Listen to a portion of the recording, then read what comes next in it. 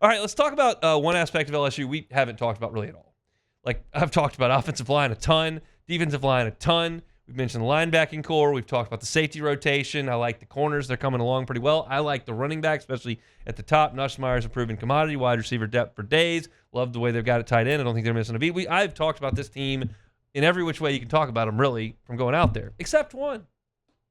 Not a lot of special teams talk. Not a lot of special teams talk to this point. Well, let's talk some special teams, shall we? We got a chance to watch some punting back middle last week. And if you recall this, last year at this time, we watched Peyton Todd and Blake Oxendorf go out there and punt. And we watched them punt probably a total of 15 balls. And everybody in the media just kind of looked around on the sideline and were like, they can't punt. And it was awful last year. There were shanks, inability to pin teams deep, lack of hang time. It just was not good from a punting perspective last year. I wouldn't submit that they got gashed in the return game, but they just were not an effective team in terms of their punting average. And that's something that LSU has been good at over the years. And that just kind of went away. You were dead last in the SEC at 39.5 yards per punt. That's awful.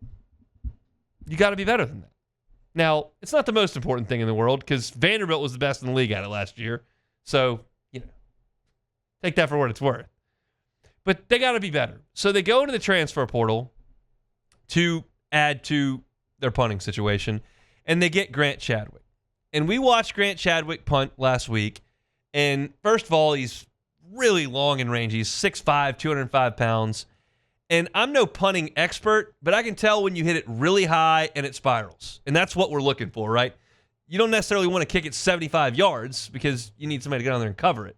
But high and turning over is what I'm looking for. And you saw that from Chadwick consistently. He also did a little bit of practice doing a 3 steps to the right and an end-over-end kick that you're going to use, try to maybe get the ball on the ground a little bit more quickly. But he was doing what was asked of him. And he's a sophomore who had a really good year at Middle Tennessee last year. He averaged 43.4 yards per punt, which is 5 yards better than LSU did last year. So I think that you're talking about a guy who should be an upgrade at the position at punter. I was in Lafayette today, in Lake Charles today, the Southwest Louisiana ESPN affiliates, and they were kind of asking, like, are we sure that Damien Ramos is, like, the guy, or is there, like, competition for him? And I was like, he's the guy. I mean, Aaron Burrell's out there, and Aaron Burrell has a huge leg, but Damien Ramos is an established dude. You're talking about a guy who right now is number 6 all-time with 45 field goals made. You're talking about a guy who's number 5 all-time in attempts. He's 7th all-time in percentage in LSU history at 78% makes. He's 4th on the all-time scoring list. Until the Texas Bowl, he had made 129 straight point-after-touchdowns, extra points. He's been very good. He's got 3 games with multiple 40-plus yard field goals to his name. He did that 3 times last year against Ole Miss, Arkansas, and Florida. He's very good.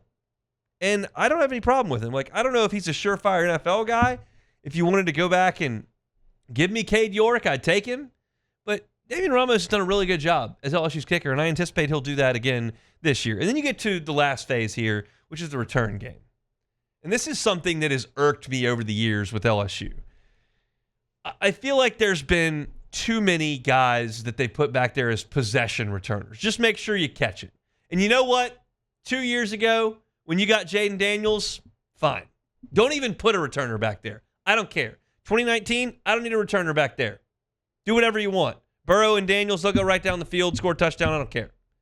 But for the most part, when you have a human offense instead of a robot offense, which LSU had in 19 and 23, I'd like somebody back there that can change the game. Somebody back there that can ignite the crowd. Somebody back there that can make something happen. And when you're at LSU and you're raking in 4 and 5 stars from all over the place that are dynamic with the ball in their hands, I'd like somebody back there that can make a play. And finally, last year, they did that. And Zavion Thomas was really good early in the season and finally busted one in the Texas Bowl. Aaron Anderson filled in for him against Oklahoma and busted one. Those were big-time plays in those games. You had to have them.